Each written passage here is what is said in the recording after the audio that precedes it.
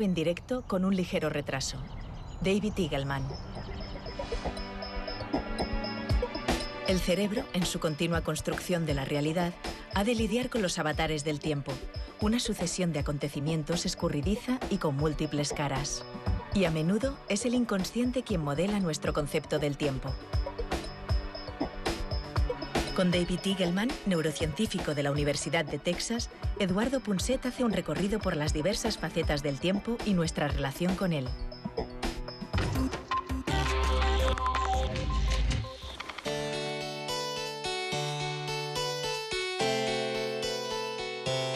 La visión que tenemos de las cosas es una visión cerebral.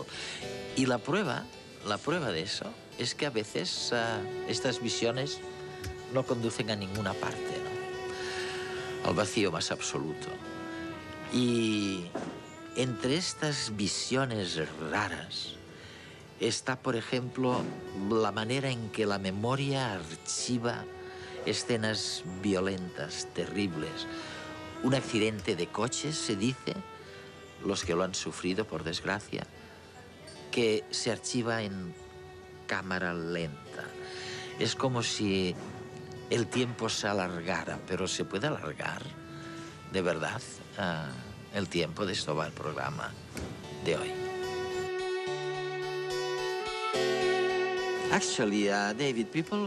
De hecho, David, la gente que ha tenido un accidente de coche, parecen recordar como si el tiempo de repente estuviese yendo a cámara lenta. ¿Es cierto o es pura imaginación de la gente? Es una gran pregunta. Lo comprobamos y la forma de hacerlo fue poner a la gente en una situación muy aterradora. Los tiramos en caída libre desde una torre a una altura de unos 45 metros y mientras caían en la red que había debajo, comprobé su percepción del tiempo. Les pedimos que lo calcularan con un cronómetro. Resulta que ante un hecho que da miedo, no se pueden ver las cosas a cámara lenta. No ves a cámara lenta. Sin embargo, retrospectivamente, te crees que duró mucho tiempo. Significa que el tiempo y la memoria están interrelacionados. Durante un hecho que da miedo, nuestro cerebro retiene recuerdos más ricos, más densos, de modo que cuando se vuelven a leer más tarde, la sensación es que duró mucho. Igual que si fuera en cámara lenta, ¿no? Aunque no lo es. Lo que estás diciendo me recuerda a unos amigos neurólogos, especialistas en emociones, que me comentan algo bastante parecido, en el sentido de que cuanto más fuerte es la emoción, cuanto más fuerte es el sentimiento, más rica es entonces la memoria de lo ocurrido. Por ejemplo, un gran amor. Sí, es exactamente así. La razón por la que tenemos memoria es para retener las cosas importantes cuando se producen. Cuando hay una situación muy emocional, cuando sucede algo escalofriante, como un accidente de coche o un robo.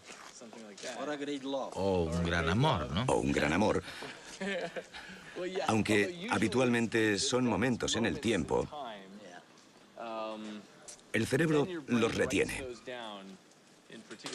Hay una zona del cerebro llamada amígdala que solo interviene en momentos de mucho estrés o miedo o emoción y suele registrar nuestros recuerdos en una pista de la memoria secundaria. ¿Cómo es posible que la parte consciente de nuestro cerebro cuente para tan poco? O sea, si es que es increíble, si es que casi todo es inconsciente. I mean, it's unbelievable. Es que no me lo creo. La parte más pequeña, creo que lo dices en alguno de tus libros, la parte más pequeña del cerebro es la consciente. Así es.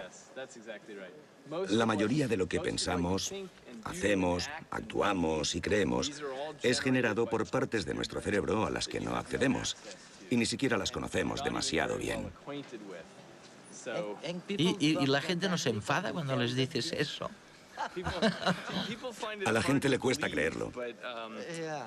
Es el motivo por el que he escrito mi próximo libro sobre el cerebro inconsciente, porque estoy reuniendo todas las pruebas que demuestran que el cerebro inconsciente es quien hace la mayor parte del trabajo entre bambalinas. Y después de que el cerebro haya ordenado las cosas, las haya meditado y haya decidido, te las sirve en bandeja. Pero nosotros decimos, acabo de tener una idea.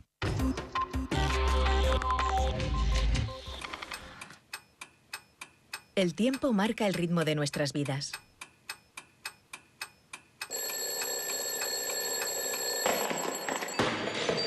Pero a pesar de su férrea disciplina, no deja de ser más que una convención inventada por nosotros mismos. Los egipcios y los babilonios fueron los primeros en medir el tiempo, hace unos 5000 años, con la idea de organizar la actividad agrícola. Se basaron en la observación del firmamento. El ciclo de la luna sirvió para inventar los meses y el paso de las estaciones para inventar los años. La suma de los 5 planetas que se conocían entonces, más la luna y el sol, darían lugar a los 7 días de la semana. Y la división de los periodos de luz y los de noche, según las 12 constelaciones más importantes, darían lugar a las horas. Pero la longitud de las horas no era exacta, ya que la duración de los días y las noches era distinta según la época del año. En invierno, las horas de luz eran más cortas y en verano, más largas. Durante milenios, este sistema rigió la vida de egipcios, griegos, romanos y sus herederos. Sin embargo, en la época medieval, los monjes decidieron poner un poco de orden e inventaron el reloj mecánico, capaz de señalar las horas de manera uniforme.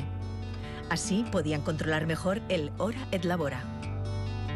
Y quedamos definitivamente atrapados por el ritmo del tic-tac cuando, en el siglo XVII, se descubrió la cicloide, un tipo de curva con una propiedad casi mágica.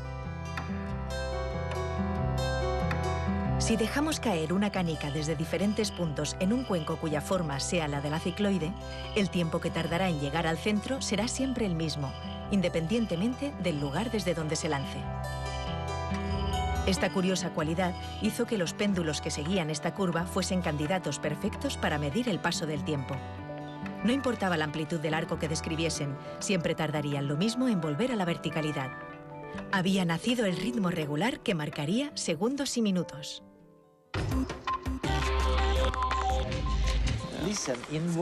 Oye, en uno de tus libros explicas por qué cuando hay una carrera, cuando preparamos la salida de una carrera, disparamos, utilizamos una pistola. ¿Una pistola? Y no un flash, un destello. Es porque... ¿Por qué? Es porque puedes reaccionar más rápido ante un bang que ante un destello de luz. Y es porque la parte del cerebro encargada del oído puede operar mucho más rápido que la que se encarga de la visión. Pero ahí va el misterio. El misterio es que cuando hago esto, parece que esté sincronizado. Es decir, que la parte del cerebro que interviene en el oído y la que interviene en la vista tienen que esperar y ordenar la historia y sincronizarlo todo para nosotros. En los primeros tiempos de la televisión, los ingenieros estudiaban cómo se podían enviar las señales de audio y las visuales y asegurarse de que estuvieran sincronizadas. Lo que descubrieron por casualidad es que no es necesario que estén sincronizadas, porque hay una ventana de 1/10 de segundo en la que las señales pueden estar desfasadas, pero el cerebro de los espectadores las sincronizará. Cuando nosotros probamos aquí en el programa de redes la videoconferencia, al comienzo había esta especie de retraso, ¿no? Un retraso. Sí. Si es de más de 1/10 de segundo, nuestro cerebro se dará cuenta. Voy a ponerte un ejemplo. Imaginemos que cierras la puerta del coche. Si estoy cerca de ti, parece que estés sincronizado. ¿Qué ha ocurrido al mismo tiempo? El batir de la puerta y la visión. Y la visión, exactamente. Pero a medida que me alejo, en un cierto punto, a unos 30 metros de distancia, de repente se parecerá a esto. Parecerá asíncrono. Y esto es porque a esta distancia, la velocidad de la luz y la velocidad del sonido están suficientemente lejos como para que, de repente, mi cerebro ya no pueda sincronizarlo. De modo que ahora lo ve como dos cosas distintas.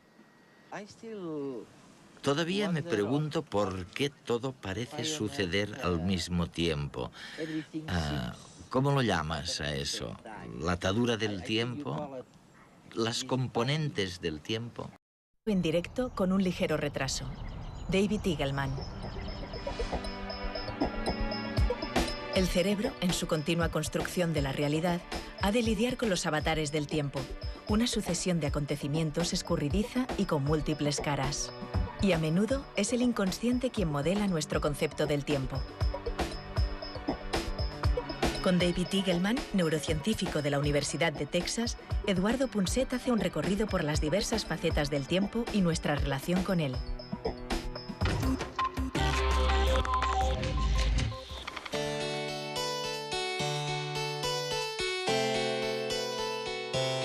La visión que tenemos de las cosas es una visión cerebral.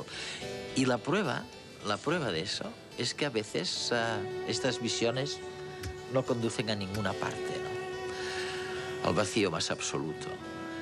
Y entre estas visiones raras está, por ejemplo, la manera en que la memoria archiva escenas violentas, terribles.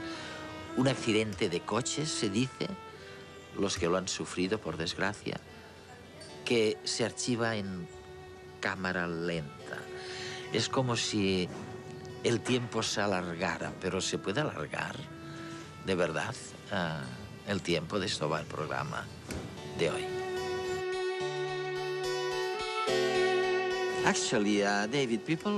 De hecho, David, la gente que ha tenido un accidente, por ejemplo, un gran amor. Sí, es exactamente así. La razón por la que tenemos memoria es para retener las cosas importantes cuando se producen. Cuando hay una situación muy emocional, cuando sucede algo escalofriante, como un accidente de coche o un robo. O un gran amor, ¿no? O un gran amor. Aunque habitualmente son momentos en el tiempo, el cerebro los retiene. Hay una zona del cerebro llamada amígdala que solo interviene en momentos de mucho estrés o miedo o emoción y suele registrar nuestros recuerdos en una pista de la memoria secundaria. ¿Cómo es posible que la parte consciente de nuestro cerebro cuente para tan poco? O sea, si es que es increíble, si es que casi todo es inconsciente. I mean, it's unbelievable. Es que no me lo creo. La parte más pequeña, creo que lo dices en alguno de tus libros, la parte más pequeña del cerebro es la consciente. Así es. La mayoría de lo que pensamos, hacemos, actuamos y creemos es generado por partes de nuestro cerebro a las que no accedemos y ni siquiera las conocemos demasiado bien. ¿Y la gente no se enfada cuando les dices eso? A la gente le cuesta creerlo. Es el motivo por el que he escrito mi próximo libro sobre el cerebro inconsciente. Los monjes decidieron poner un poco de orden e inventaron el reloj mecánico, capaz de señalar las horas de manera uniforme. Así podían controlar mejor el hora et labora. Y quedamos definitivamente atrapados por el ritmo del tic-tac cuando, en el siglo XVII, se descubrió la cicloide, un tipo de curva con una propiedad casi mágica.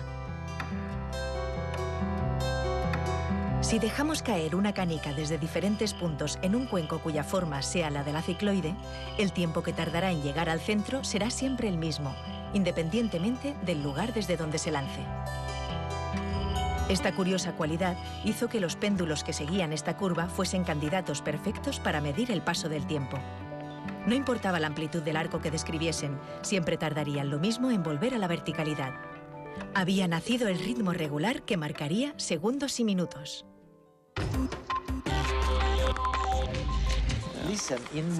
Oye, en uno de tus libros explicas por qué cuando hay una carrera, cuando preparamos la salida de una carrera, disparamos, utilizamos una pistola. ¿Una pistola? Y no un flash, un destello. Es porque... ¿Por qué? Es porque puedes reaccionar más rápido ante un bang que ante un destello de luz. Y es porque la parte del cerebro encargada del oído puede operar mucho más rápido que la que se encarga de la visión. Pero ahí va el misterio. El misterio es que cuando hago esto, parece que esté sincronizado. Es decir, que la parte del cerebro que interviene en el oído consciente, porque estoy reuniendo todas las pruebas que demuestran que el cerebro inconsciente es quien hace la mayor parte del trabajo entre bambalinas. Y después de que el cerebro haya ordenado las cosas, las haya meditado y haya decidido, te las sirve en bandeja. Pero nosotros decimos, acabo de tener una idea.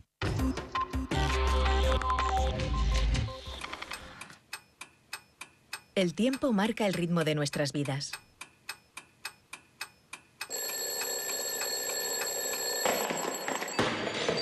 Pero a pesar de su férrea disciplina, no deja de ser más que una convención inventada por nosotros mismos. Los egipcios y los babilonios fueron los primeros en medir el tiempo, hace unos 5000 años, con la idea de organizar la actividad agrícola. Se basaron en la observación del firmamento. El ciclo de la luna sirvió para inventar los meses y el paso de las estaciones para inventar los años. La suma de los 5 planetas que se conocían entonces, más la luna y el sol, darían lugar a los 7 días de la semana. Y la división de los periodos de luz y los de noche, según las 12 constelaciones más importantes, darían lugar a las horas. Pero la longitud de las horas no era exacta, ya que la duración de los días y las noches era distinta según la época del año. En invierno, las horas de luz eran más cortas y en verano, más largas. Durante milenios, este sistema rigió la vida de egipcios, griegos, romanos y sus herederos. Sin embargo, en la época medieval, los de coche parecen recordar como si el tiempo de repente estuviese yendo a cámara lenta. ¿Es cierto o es pura imaginación de la gente?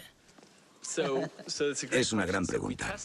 Lo comprobamos y la forma de hacerlo fue poner a la gente en una situación muy aterradora. Los tiramos en caída libre desde una torre a una altura de unos 45 metros. Y mientras caían en la red que había debajo, comprobé su percepción del tiempo. Les pedimos que lo calcularan con un cronómetro. Resulta que ante un hecho que da miedo, no se pueden ver las cosas a cámara lenta. No ves a cámara lenta. Sin embargo, retrospectivamente, te crees que duró mucho tiempo. Significa que el tiempo y la memoria están interrelacionados. Durante un hecho que da miedo, nuestro cerebro retiene recuerdos más ricos, más densos, de modo que cuando se vuelven a leer más tarde, la sensación es que duró mucho. Igual que si fuera en cámara lenta, ¿no? Aunque no lo es. Lo que estás diciendo me recuerda a unos amigos neurólogos, especialistas en emociones, que me comentan algo bastante parecido, en el sentido de que cuanto más fuerte es la emoción, cuanto más fuerte es el sentimiento, más rica es entonces la memoria de lo ocurrido.